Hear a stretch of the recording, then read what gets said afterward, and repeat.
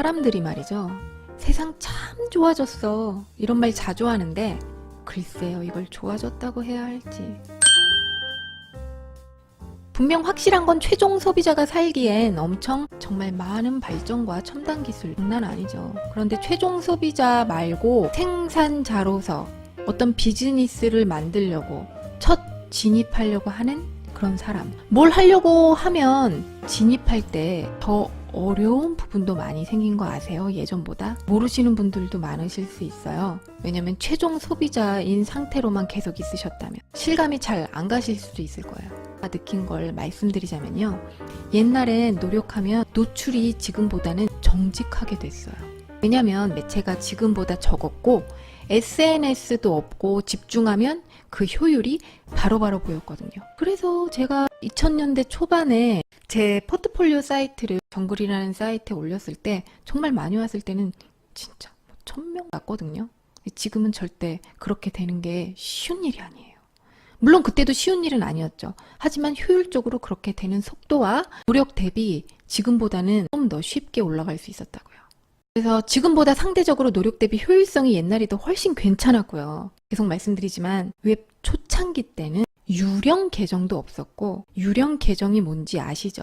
다들. 혹 모르시는 분들을 위해 잠깐 말씀드리면요. 유령 계정, 주인이 없는 진짜 유령 같은 계정을 말해요. 뭐 블로그나 페이스북, 인스타그램, 유튜브 등 뭐 사업을 한다고 하면 아니면 뭐 그냥 개인적으로 이런 SNS를 사용한다고 해도 이런 아이들을 잘 돌려서 이 개인을 홍보하고 마케팅을 해야 하는 거 중요해요.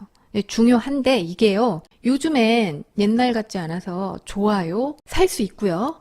돈 주고 팔로워 하물며 내 계정을 매일 접속하는 유저들조차 조작할 수가 있어요. 마케팅 회사에서 유령 계정을 잔뜩 만들어 놓고 숫자 게임을 해요. 이미 만들어 놓은 수많은 유령 계정으로 인기 계정인 것처럼 보이게 숫자를 조작하는 거 정말 쉽거든요. 그리고 클라이언트에게 잘 돌아가잖아요. 인기 있는 것처럼 보이잖아요. 실상은 나 호상인데 말이죠. 회사 홍보를 마냥 마케팅 회사에만 맡기고 자기가 하는 분야만 주력하는 사장님 뭐 이런 사람들이 있다면 마케팅 회사에 딱 좋은 물고기 호구 되기 쉬워요. 쉽게 돈 주는 호구. 이게 유령 계정으로 돌리는 마케팅이 초창기 때는 먹힐 수가 있었어요. 왜냐면 사람들이 초반에는 순진해서 속는 사람이 많았거든요. 팔로워도 많고 조회수, 좋아요가 장난 아니게 높으니까 그래서 막 착각하는 거예요. 아, 여기 유명한 데인가 봐. 인기 되게 많네 라고 낚이는 거예요. 그런데 이게 한 해 두 해 쌓이고 이런 짓을 많이 하면 돈은 돈대로 드는데 이상하게 돈 드는 만큼 노력한 만큼 노출이 안 돼요. 좀 하다 보면 알게 돼요, 이게. 만약 내 계정에 하루에 1000명이 들어왔다고 하면요. 그중 90%가 헛거일 수도 있는 거예요. 1000명이 들어왔어. 숫자로는. 진짜 많이 들어왔다. 나 진짜 유명해졌어. 바로. 그런데 1000명은 이제 낚시질 할 때 쓰는 그 낚시용이고 사람들이 딱 들어와서 보고 계정은 별거 없는데 막 사람들이 막 바글바글한 것처럼 보여. 인기 있나 봐. 한번 들어와. 1000명이 헛방이 들어왔으면 그 정도에 한 10% 5%가 한 낚여서 한번 들어와서 보고 계정이 괜찮으면 좋아요 한번 눌러줄 거고 구독도 한번 해줄 거고 그런 거죠. 실제적으로 움직이는 숫자가 굉장히 적다는 거예요. 1000명이면 뭐합니까? 9건데. 그냥 시스템으로 잡히는 영혼 없는 헛방 계정이라는 거예요. 정말 현실적으로 이거 진짜 심각하고요. 옛날에 웹 초창기 때는 정말 사람이 움직이는 진성 계정만 있었을 때에는 잡히는 수가 다 참이라고 볼 수 있죠. 1000명이 들어왔어? 그러면 그 1000명이 대부분이 거의 다 유령 계정 없이 사람이었으니까. 근데 지금은 그렇지가 않다는 거예요. 그런 헛방 계정이 한 1000 돌고 있으면 그 중에서 한 100명이 왔다 갈 수 있을래나? 근데 100명이 왔다 가면 뭐 물건을 사나요? 실제적으로 또 거기서 움직이는 사람들은 다 추려지거든요. 그러면 야, 원데이 원포스트 돌리고 유령 계정 돌아가고 진성 계정이 거기서 낚시질 되면서 조금씩 쌓이면서 언제 모이냐고. 진짜 답답하죠. 제가 너무 소리를 크게 질렀나? 어머, 핸드폰이 왜 이런 소리가 나지? 그러니까 옛날에는 그 잡히는 숫자가 다 참이었는데 지금은 떨어져도 한참 효율이 떨어진다는 거예요. 시간도 오래 걸리고 노력도 그거보다 곱하기 2배를 해야 될지 100배를 해야 될지 그것도 가늠하기 어려워요. 그 블로그 맛집 이런 거 다 돈 주고 쓰는 거잖아요. 그리고 시스템으로 그 유령 계정으로 돌려서 유명한 것처럼 보이게끔 만들려고. 이렇게 하는 사람이 이렇게 많다 보니까 제 살 깎아먹기로 모두가 다 하니까 다 노출되기 힘든 거야, 이젠. 그쵸? 순수한 노력만 가지고 이게 안 돼. 그쵸? 돈 들여서도 노출되기 힘들어. 그러면 이게 알려지는데 예전보다 더 엄청난 노력과 끈기를 가지고 더 오랫동안 매달려야 하는데 얼만큼 하면 되느냐. 확신해서 말하는 것도 참 힘들어요. 이게 뭐 옛날 단군 신화에 나오는 그 곰이랑 호랑이 있죠. 뭐 100일 동안 마늘을 매일 까먹고 사람이 되는 것도 힘든 이야기 다 아시잖아요. 근데 이제는 이게 차라리 100일 기도해서 마늘 매일 까먹고 사람이 된다라는 보장만 있으면 그래도 그건 나아. 그래도 100일만 참으면 되잖아. 그쵸? 그런데 이제는 하루도 안 쉬고 이걸 1000일을 반복해야 할지 10,000일을 반복해야 할지 감도 안 오는 수준으로 효율이 뚝뚝 떨어지고 있어요. 옛날보다 이렇게 어려워지고 있다는 걸 말하는 거예요. 그러니까 이게 뭘 말하냐? 점점 먹고 살기 힘든 세상이 된다는 거죠. 관점을 돌아서 보면 더 힘든 세상이 온 걸 수도 있어요. 세상이 좋아졌다고는 말하지만 역설적으로. 그래서 옛날보다 정말 좋은 기술력이 있는 세상에서 살지만 최종 소비자일 때는 잘 모르고 살다가 정말 편해. 금방금방 검색되고. 그런데 역설적으로 뭘 생산을 하고 사업을 하려고 시장에 진입하는 단계에 들어서려 하면 더 두꺼워진 장벽이 있다는 걸 느끼는 거예요. 제가 또 다른 예를 들어볼까요? 카카오 택시를 저도 가끔 이용하는데요. 다들 이용해 보셨을 거예요. 또 어느 날 카톡 택시를 탔는데 기사님이 저한테 그러시는 거예요. 퉁명스러운 말투로. 저 카카오 택시 좋아요? 이렇게 저한테 얘기를 하는 거예요. 택시 탔는데 갑자기 막 그렇게 얘기를 해. 그분의 말투에서 감이 확 오는 거예요. 이런 걸 평소에 생각했어서 그랬나 봐요. 왜 그분이 퉁명어투로 카톡 택시 좋아요? 그러는지. 그래서 그 당시 제가 이렇게 기사님께 말했어요. 저 카카오 택시 이용하는 고객분들이 말도 안 하고 취소 잘하죠.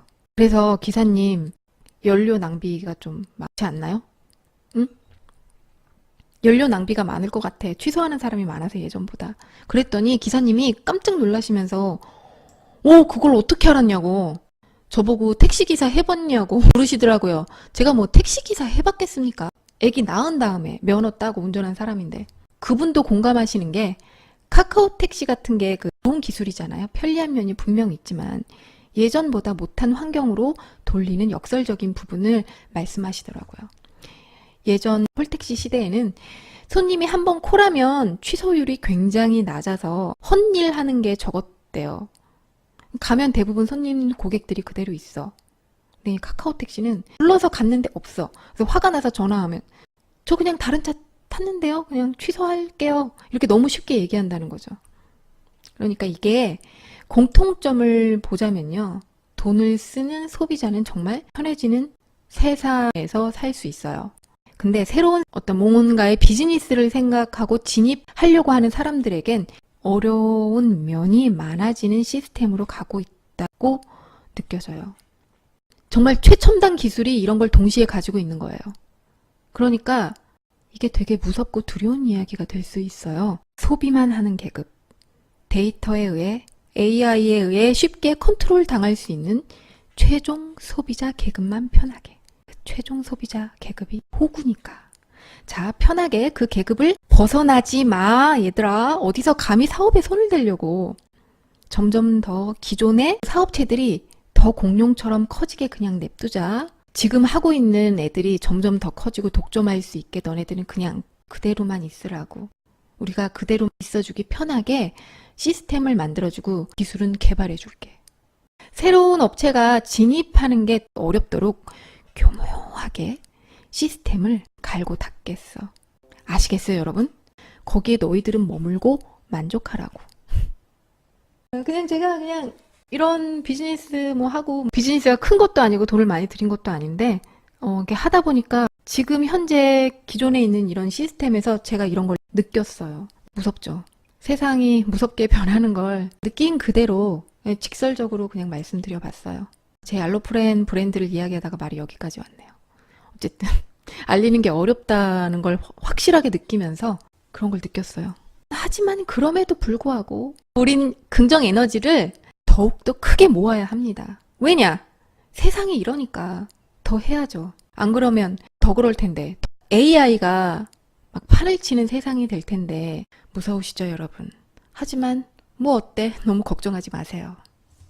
실상이 어둡게 흘러가는 면도 있지만 또 역발상을 해보면 그래서 지레 겁먹고 오래 지속 못하는 사람들도 늘고 있다고요. 경쟁은 분명 심해졌지만 예전보다 나가 떨어지는 사람들도 많아졌다는 이야기이기도 합니다. 사업하시는 분들, 하시는 사업이 우리가 사는 생활에 윤택을 주면서 도덕적으로도 문제가 없는 것이라면 그것이 상품이면 상품 잘 만드시고요. 서비스라면 서비스 성심껏 열심히 잘하세요. 그리고 예전보다 버텨, 좀 더 버텨, 존버하세요. 열심히 움직여서 시간이 가면 가벼운 경쟁자들은 알아서 쉽게 떨어질 거예요. 괜찮은 아이템을 가지고 뚝심 있는 지구력을 가진 여러분만이 시간이 지나면 드러나게 되어 있다고요. 아무리 AI가 설치고 예전보다 쉬워진 경로로 경쟁자가 많아진다 할지라도 진심으로 부단히 움직이는 사람에겐 예전에도 통했고 지금도 통합니다. 옛날과 다른 시스템이 많아졌다고 해서 너무 걱정하지 마세요. 뭐 어때? 마음을 다스리고 생각을 전환해보면 언제나 기회는 계속 이어질 거예요. 그리고 한마디 말씀드리자면 성공하는 사람들은 그걸 참 잘 읽어. 그래서 그들은 흔들리지 않고 하던 걸 오래 지속하죠. 들여다보면 그 사람들 근본에는 사람의 마음을, 관계에 대한 공부를 수십 년간 쌓아온 사람들이 아주 많더라고요. 그게 콕 집어 이야기하면 인문학인데요. 성공하는 사람들은 대부분 인문학에 대한 이해도가 높은 거 아세요? 인문학, 그게 별거 아닌 것 같아 보이는 게 아니랍니다. 정말 사람이 살아가는데 중요한 키고요. 그런데 인문학은 조금 공부했다고 해서 드러나는 성질의 것도 아니고요. 평생 공부하고 내 몸에 착 달라붙는 무의식으로 쌓아가야 하는 교양 같은 거죠. 사람들과 소통을 잘하고 인성이 좋아지고 이런 게 인문학 메커니즘이고 갈수록 더 중요하게 생각해야 되는데요. 왜냐하면 그것이 바로 AI와 구분되는 가장 인간적인 성역이기 때문이기도 합니다. 그러니까 우리 잘해봐야겠죠. 잘하다 보면 인문학 소양은 비즈니스에 미치는 응용력, 파급력도 상당하다는 것을 알게 되는데요. 그리고 그 파급력이 비단 비즈니스뿐만 아니라 사람 간에 일어나는 모든 관계에서 지혜와 현명함을 폭발적으로 끌어올리는 촉매제 역할도 해요. 그러니까 정말 공부 많이 해야겠죠. 그래서 제가 채널을 개설해서 인문학 방송을 열심히 하는 것이고요. 여러분은 제 방송을 시청하는 것이고 정말 괜찮은 순환이 되지 않을까요? 그럼 여기서 여러분은 무엇을 해야 될까요? 구독과 좋아요 눌러주시는 거 괜찮겠죠? 여러분이 구독을 많이 해주시고 시청을 오래 지속해 주시면 제가 방송을 열심히 준비하는데 힘이 됩니다. 그래서 그 힘을 모아 제 채널에 진심을 갖고 오래 버티겠습니다. 여러분도 하시는 일에 진정성을 갖고 버티세요. 존버하세요. 그리고 여러분 건강하셔야 해요. 건강이 모든 것의 근본인 거 아시죠? 건강을 잃으면 비즈니스고 소통이고 인문학이 뭐 아무것도 없습니다. 에너지가 안 나오는데 뭘 움직일 수 있겠어요? 건강 유념해야 되고 그리고 저희 집에 최근에 경사가 났어요. 우리 집 꼬맹이가 아주 큰 사건 하나를 만들었는데요.